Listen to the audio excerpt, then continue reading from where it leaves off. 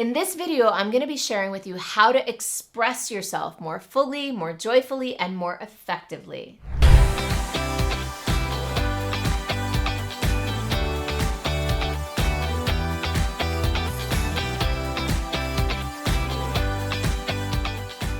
So as I dive into this topic, the first thing I want to cover is why is self-expression even important? Second, I'm going to get into what does it mean to express yourself. Then I'll touch on how to learn to express yourself better. And finally, how to express yourself confidently. Let's go. Oscar Wilde famously said, "The purpose of life is self-expression. Expressing our essence is entirely what we live for." That's really powerful, the idea that we are on this planet to express. There are a lot of people that believe this actually. And what we know for sure is that maybe or maybe not, it's the purpose of life. But we definitely know that when people express themselves, they feel better. They're happier, they're more fulfilled, and they're more successful. And we also know that when people don't express themselves, when they block their expression, they're more depressed, they're less effective, they're less successful. And so unlocking self-expression can be the key to unlocking all sorts of other beautiful things in life. There are some people that even believe that we live because God expresses itself through us and learns about itself, that God gets to know itself through us and through our expression and our experiences. Now that's pretty wild, huh? So I guess it would be a good idea to learn how we could be more self-expressed and ways that we can up-level our expression. So that's what I'm going to get into next.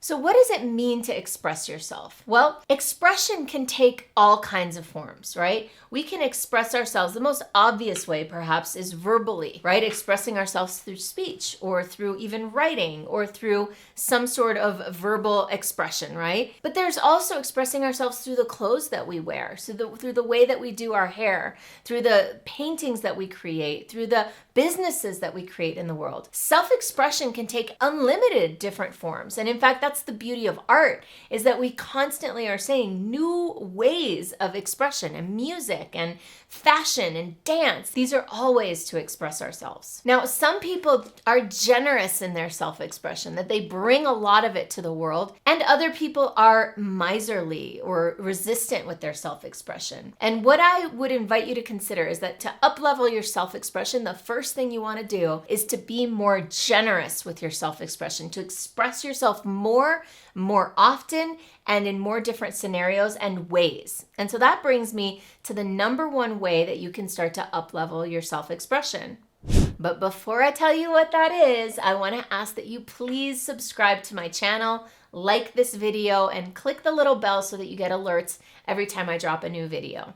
Thank you. So how to learn to express yourself better? Well, the first thing you can do is practice. I suggest putting yourself into situations where you are forced to express yourself. One of my good friends, actually I did this 2 years ago, she decided that she wanted to up-level her self-expression and she put herself into an improv class. Why improv? Well, improv forces you to express yourself in the moment, spontaneously, quickly, without overthinking it, and trusting yourself and trusting your instincts, trusting your intuition, which is a huge part of learning to express yourself, is to actually be expressed in each moment rather than overthinking or questioning or trying to perfect something. Improv and improv dance, improv music, improv theater, these are all ways to cultivate your expression in real time, in the moment. Actually, right now, as I was telling you this about improv, the guy that's behind the camera right there, he told me that improv was one of the most influential things he's ever done in his entire life because it helped him to trust other people and to trust himself more. So there you have it. The second thing, which is kind of similar to the first thing but different, is to play with self-expression. Instead of having it be this serious thing, like I've got to learn how to be a writer, or I've got to learn how to get this guitar thing perfect, right?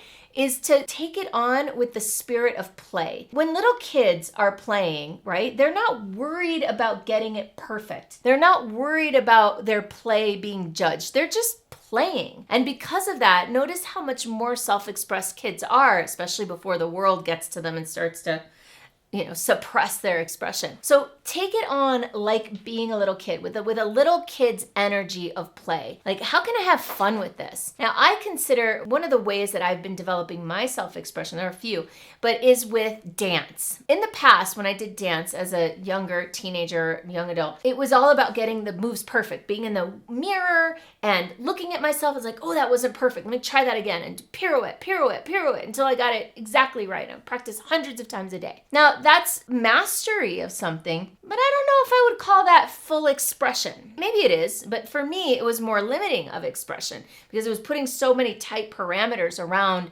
the way I was willing to move my body. And so later now, recently as an adult, I've taken on this new thing, well, it's not new, but it's new to me, called ecstatic dance. Now, ecstatic dance is this free form movement where you've got these songs that are really meant to drive certain emotions and certain feelings, and you've got somebody, maybe not on the mic calling like, hey, do this, or sink into your hips, or move your feet this way, or walk across the room, or make eye contact, or close your eyes, or whatever the instruction is. And it allows you to play, allows me to play with my body, with the music, with the dance, and really find my own expression without a mirror, without checking to see how I look or if it's perfect, or, a lot of the times I even have my eyes closed and I'm not even paying attention to who's around me. So play, the spirit of play, bringing that into your practice of self-expression.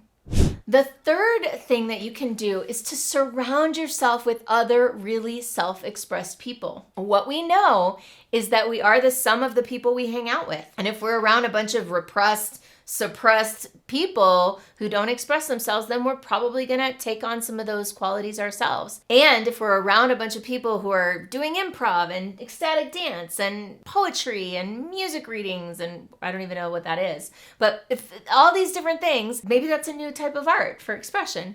But essentially, then you'll probably be called into or rise into that energy of practice and play and trying new things. So highly recommend finding yourself a group of people, if you don't have one already, that calls this expression forward in you. And the last of the points, and by the way, I have something bonus for you that I'm going to get into after this, so do not leave after I'm done with this point because there's more, is performance. And what I mean by that is, now that we've done all this practice and play and taking the pressure off and enjoying it, now I'm going to also suggest that you put some pressure on, that you give yourself something to rise to, like signing up for a spoken word event where you have to stand up in front of everybody and share your expression, or participating in a singing contest, or submitting your poetry to something where there's a deadline, a due date, a performance date, where you have to show up and you basically commit to doing that and you can't get out of it.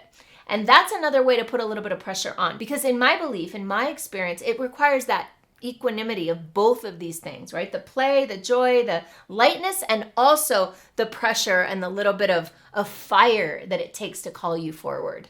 So the last thing I want to talk about is, as you do these things, how do you cultivate confidence? How do you express yourself confidently? Well, one of the biggest things that I've found in my own journey, my own healing, my own work, that gets in the way of expression is fear, and specifically fear of rejection, fear of judgment, fear of criticism. I will never forget the time in the second grade when I tried out for the Sound of Music play and I didn't get the part, and I was devastated. And that sat with me for decades. I didn't even realize until it came back to me in a visualization meditation a few years ago that was running my life, that was limiting my expression. What if I don't get it? What if I'm rejected? What if I'm not good enough? And so at the core of all this stuff, you can play, you can practice, you can surround yourself with people. But if you still have some sort of deep-seated wound or trauma around expression, then that work needs to be done too. You'll want to go in and heal that. Hypnosis, therapy, coaching, there are all sorts of different ways to do that work. There's energetic release too. But ultimately, you got to face it and you got to address it. And that's going to really support liberating you to be able to step into your full expression. Now, if this video spoke to you, then I want to hear about it. Share, please, your comments below. Tell me, what ways are you expressing yourself, and also what gets in the way? And if you could also take a moment, do me the favor of clicking that subscribe button, hitting the like button for this video, and clicking the alert button so that you know whenever I drop a new video. I would really appreciate it. I'll see you soon.